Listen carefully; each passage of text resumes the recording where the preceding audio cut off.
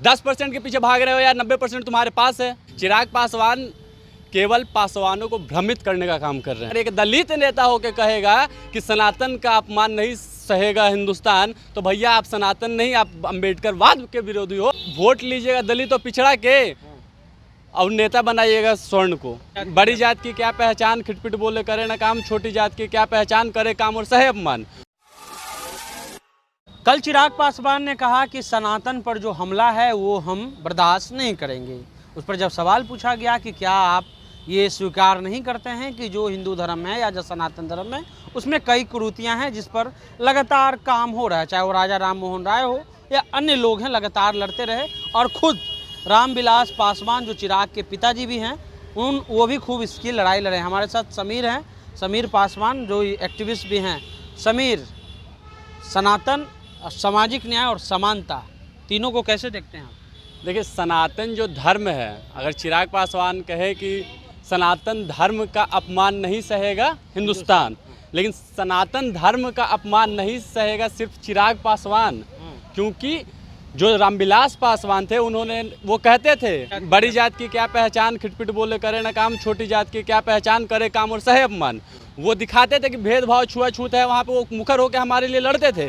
लेकिन इनको लगता है कि 4-5 गो ब्राह्मण आगे पीछे घूम रहा है तो ये मुख्यमंत्री बन जाएंगे, और इसीलिए सनातन का और भाजपा का गुणगान करते रहते हैं। लेकिन दलित समाज का या पिछड़ा समाज का एक बड़ा जो तबका है वो अम्बेडकरवाद के साथ है, और इसीलिए मजबूरन हर पार्टी को अम्बेडकर को आगे करना पड़ रहा है अपने बैनर में। मजबूरन हर पार्टी को, चाहे जो भी पार्टियां हो, तो इसलिए चिराग पासवान अपने आइडियोलॉजी से जो पिताजी की राजनीतिक विरासत मिली है उनसे वो भटक के और ब्राह्मणवादियों के जाल में फंसे हुए हैं। नहीं, उन्होंने भी स्वीकार किया कि समाज में कुरीतियां हैं। अरे और कुरीतियां हैं तो आप मुखर होकर बोलिए ना, समाज के लिए आवाज उठाइए ना। आप क्यों 10% के पीछे भाग रहे हो या 90% तुम्हारे पास है? आप 10% के पीछे नहीं बोले हैं दलित की इशू को लेकर के, हमको बताइए। बहुत सारा ऐसा मुद्दा है जिसमें ये नहीं बोलते, या हर मुद्दे में भाजपा का समर्थन करते हैं। ये हर मुद्दे में उदाहरण दीजिएगा ना सर, ऐसे थोड़ी बोले, कुछ उदाहरण दीजिए। अभी सनातन धर्म का ये जो समर्थन कर रहे हैं, ये सबसे बड़ा तो वर्तमान उदाहरण तो यही है भाई। तो उन्होंने कहा ना कि कुरीतियां हैं। भाई, अगर आपके हाथ में कुछ चोट होगा तो काट के थोड़ी फेंक दीजिएगा, उसको इलाज करवाइएगा ना। रामविलास पासवान रहे, बहुत सारे लोग, उन्होंने कुरीतियां हटाई, धीरे धीरे लोग हटे, लेकिन उसको समाप्त करना तो हम भी इसके समर्थन में हिंसात्मक चीज़ हो गया ना ये। देखिए, हर चीज़ आज से नहीं, लंबे समय से ये कुरीतियाँ चली आ रही हैं, और ये तब तक ख़त्म नहीं होगा जब तक इस देश का ST SC OBC समाज जागरूक नहीं होगा, अपने हक अधिकार की लड़ाई को नहीं समझेगा, अपने वोट की ताकत को नहीं पहचानेगा। ये तब तक इन पर अत्याचार तो होते ही रहेगा। लेकिन ऐसे समाज में जो दलाल नेता बैठे हैं, गलत बात बिल्कुल, देखिए, गलत भाषा की बात ही नहीं है। जो आप वोट लीजिएगा दलित और पिछड़ा के और नेता बनाइएगा स्वर्ण को, आप भीड़ जुटाइएगा दुसाध के और मंच पर चढ़ाइएगा पंडित को, कहाँ से होगा भाई? हम तो पूछना चाहेंगे लोजपा के ही लोगों से कि लोजपा के लोग ही बोलते हैं कि हमारी पार्टी में केवल स्वर्णों का वर्चस्व है। हमेशा लोजपा के ही लोग बोलते हैं, हम तो नहीं बोल रहे हैं भाई, हम तो लोग हैं। चिराग कब मुद्दा नहीं उठाते हैं? हाँ, कुछ मसले हैं जैसे राजस्थान वाला मसला हुआ या घोड़ा वगैरह वाला। सुनिए, हम बताते हैं। चिराग पासवान अभी संसद में कुछ दिन पहले बोले थे कि ये कहाँ का न्याय है कि जहाँ पे आपकी सरकार होगी आप आवाज़ नहीं उठाइएगा, जहाँ पे हमारी सरकार नहीं होगी वहाँ पे हम आवाज़ नहीं उठाएंगे।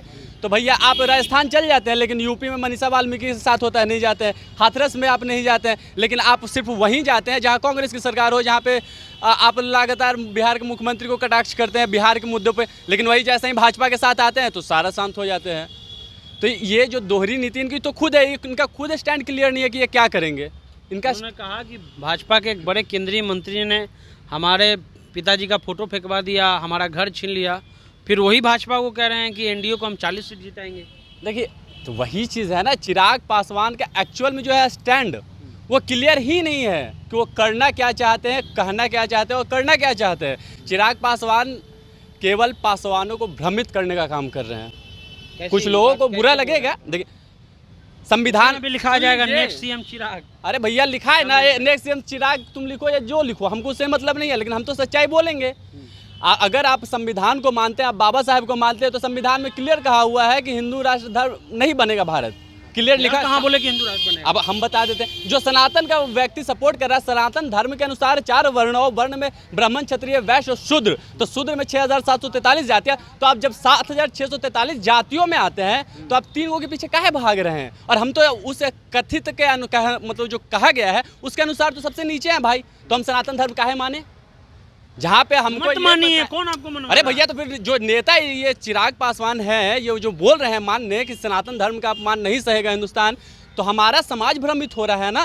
दिक्कत तो समाज से है, यानी समाज को डाइवर्ट कर रहे हैं। बिल्कुल कर रहे हैं। आप वोट समाज को नहीं बताएं किसको माने, समाज की अपनी प्रिय समीर मानेगा, भगवान को मानता ठीक, सम्मान नहीं भी मानेगा उसका भी सम्मान। भगवान की तो बात ही नहीं, भगवान के नाम पे तो कोई भी धर्म हो, धर्म के नाम पे धंधा चलता है और लंबे समय से चलते आ रहा है, लेकिन अब लोग अवेयर हो रहे हैं, लोग नहीं मानते हैं ना, मानते हैं उनका सम्मान कीजिएगा ना। अरे भैया, हम किसी का अपमान भी नहीं करते हैं। हाँ। क्यों हम करें? लेकिन अगर एक दलित नेता होकर कहेगा कि सनातन का अपमान नहीं सहेगा हिंदुस्तान, तो भैया आप सनातन नहीं, आप अम्बेडकरवाद के विरोधी हो। अब अम्बेडकर साहब के सपनों को चूर चूर करना चाहते हो। इस देश में कभी दलित बहुजन नहीं चाहेगा कि अम्बेडकरवाद से समझौता हो। आप लोग नहीं चाहते? काहे चाहेंगे भाई? काहे चाहेंगे? इस देश में 3% ब्राह्मणों का केवल राज है। हम तो हमेशा बोलते हैं 89 सचिव है, 89 में 2 आदिवासी है, एक एसी है। ये तो सरकार को सोचना चाहिए ना कि रिप्रेजेंटेटिव देना सुन चाहिए। लीजिए, सरकार को सोचना चाहिए। तो आप वोटवा जब देखिए, आज मोदी जी को काहे बताना पड़ता है कि हमारे पास इतना ओबीसी मंत्री है? काहे कि जो बैकवर्ड राजनीति बिहार में या देश में जगह है, इसके डर से ना। अरे तो भाई आप ही का ना नेता कह रहा है कि हम उसके तब भैया हम अपना वोटवा जानेंगे तब ना। हमारा लोग जब बोलेगा मुखर होके तब ना वो जानेगा नेता कि हाँ आज काहे लोग मजबूरी में अम्बेडकर को फोटो लगा रहा है, ना चाहते हुए भी नतमस्तक होना पड़ रहा है। तो कहीं ना कहीं हमारी जो ताकत है, जब तक वो नहीं दिखाएंगे, सरकार हो या नेता हो, उनको दिखाना ज़रूरी है। ये समस्या है और इनका आवेश भी है। चिराग पासवान के प्रति इनका आरोप है कि ये लोग समाज को डाइवर्ट कर रहे हैं। समाज जिसको लड़ना चाहिए अपने समाज के मुद्दों को लिए, दलित के मुद्दों के लिए, लेकिन वो लोग एक तरह से उसकी राजनीति कर रहे हैं। हालांकि इस बात पर फिर हम आपको कहना चाहते हैं कि अगर किसी धर्म में कुरीतियाँ हैं तो उसको ख़त्म करना चाहिए। ख़त्म पूरा कर देना वो हिंसा का है, और हिंसा कभी पत्रकार या कोई लोग समर्थन नहीं करता। फिलहाल आप द इंटरव्यू इंडिया देखते हैं।